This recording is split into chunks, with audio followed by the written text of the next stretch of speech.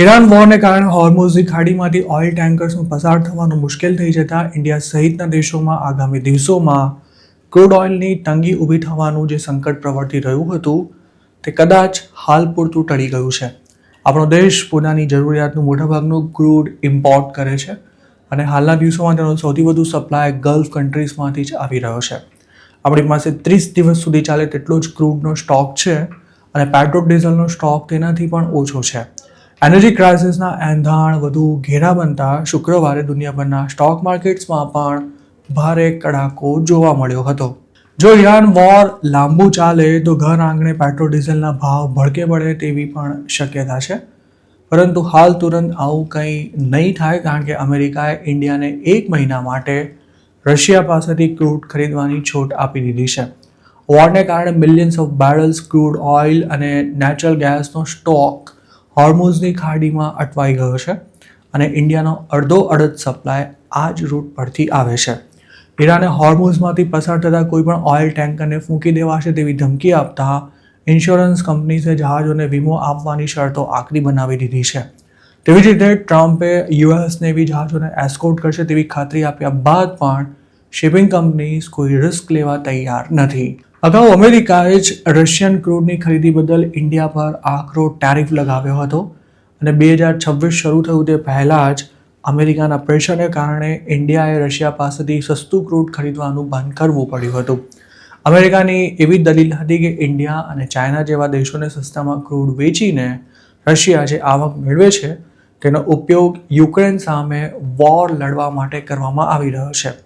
Russia બજાર ભાવ કરતાં ઇન્ડિયાને સસ્તું ક્રૂડ આપતું હતું પરંતુ ટ્રમ્પને નારાજ કરવાનું પોસાય તેમ ન હોવાથી તેની આયાત અટકાવી દેવાઈ હતી. જોકે ઈરાન વોરને કારણે ફરી રશિયન ક્રૂડનો સપ્લાય શરૂ થઈ શકે છે.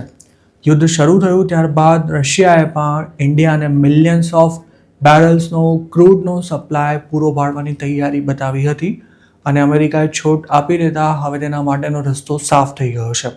એક અંદાજ અનુસાર હાલ 145 મિલિયન બેરલ જેટલા રશિયન ક્રૂડ સાથેના ટેન્કર્સ અલગ અલગ લોકેશન્સ પર દરિયામાં તરી રહ્યા છે. રશિયા આ ટેન્કર્સને ઇન્ડિયા ડાયવર્ટ કરી શકે છે અને તેને ઇન્ડિયા પહોંચવામાં પણ ગણતરીના દિવસોનો જ સમય લાગે તેમ છે. ઇન્ડિયા પોતાની જરૂરિયાતનું 90% જેટલું ક્રૂડ બહારથી મંગાવે છે અને તેમાંથી 50% જેટલો સપ્લાય એટલે કે રોજનું લગભગ 2.5 મિલિયન બેરલ જેટલું ઓઇલ હોર્મુઝની ખાડીમાંથી આવે છે અને ઇરાક, સાઉદી, યુએઈ તેમજ કુવૈત તેના સૌથી મોટા સપ્લાયર્સ છે. તો બીજી તરફ રશિયાથી આવતું ક્રૂડ ઇન્ડિયાની કુલ આયાતમાં લગભગ 20% જેટલો હિસ્સો ધરાવતું હતું. ક્રૂડની શોર્ટેજને કારણે જો પેટ્રોલ ડીઝલના ભાવ વધે તો ઇન્ડિયામાં મોંઘવારીમાં પણ વધારો થઈ શકે છે જેથી તેનો સપ્લાય સુનિશ્ચિત કરવો ખૂબ જ જરૂરી છે. ઇન્ડિયા રશિયા પાસેથી ક્રૂડ ખરીદી શકશે તેવી જાહેરાત કરવાની સાથે અમેરિકાએ એવી પણ સ્પષ્ટતા કરી છે કે હાલ જે રશિયન ક્રૂડ ટેન્કર્સમાં લોડ થઈ ચૂકેલું છે અને દરિયાઈ રૂટ પર અટવાયેલું છે તે જ ક્રૂડને ઇન્ડિયા મોકલી શકાશે. ઉલ્લેખનીય છે કે અમેરિકાએ ઇન્ડિયા પર રશિયન ક્રૂડ ખરીદવા બાબતે જ 2025માં 25% પેનલ્ટી સાથે કુલ 50% ટેરિફ લગાવી દીધો હતો અને 2026માં જ બંને દેશો વચ્ચે ટ્રેડ ડીલ ફાઇનલ થતાં તેનું પ્રમાણ 18% થયું હતું. પણ ત્યારબાદ અમેરિકાની સુપ્રીમ કોર્ટે જ ટેરિફને ગેરકાયદે ગણાવી તેને રદ કરવાનો આદેશ કર્યો હતો. ટ્રેડ ડીલ થઈ ત્યારે ટ્રમ્પે એવી જાહેરાત કરી હતી કે ઇન્ડિયા રશિયન ક્રૂડની ખરીદી બંધ કરવા માટે તૈયાર થઈ ગયું છે પણ ઇન્ડિયાએ ક્યારે પણ તેની સત્તાવાર રીતે પુષ્ટિ નથી કરી.